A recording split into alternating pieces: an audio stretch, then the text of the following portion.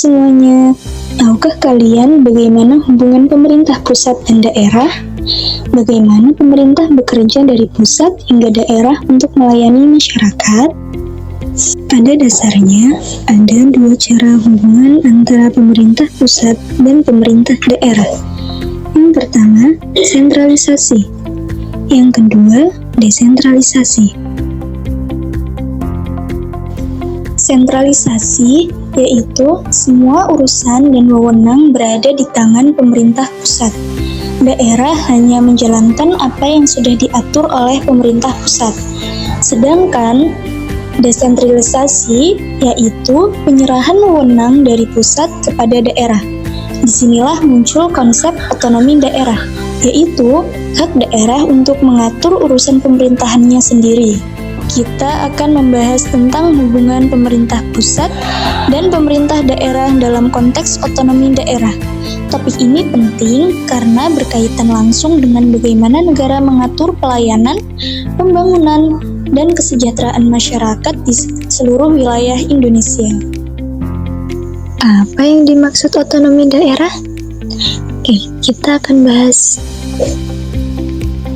Otonomi daerah adalah hak, wewenang, dan kewajiban daerah untuk mengatur serta mengurus urusan pemerintahannya sendiri dan kepentingan masyarakat setempat sesuai hukum yang berlaku. Dasar hukum otonomi daerah diatur dalam Undang-Undang Dasar 1945 Pasal 18, 18A, dan 18B. Dalam pasal-pasal ini, Indonesia dibagi menjadi provinsi, dan provinsi dibagi lagi menjadi kabupaten dan kota. Setiap daerah diberi kewenangan untuk mengurus sendiri sebagian urusan pemerintahan berdasarkan asas otonomi luas, nyata, dan bertanggung jawab. Hubungan pusat dan daerah mencangkup 4 bidang utama, yaitu kewenangan, kelembagaan, keuangan, dan pengawasan.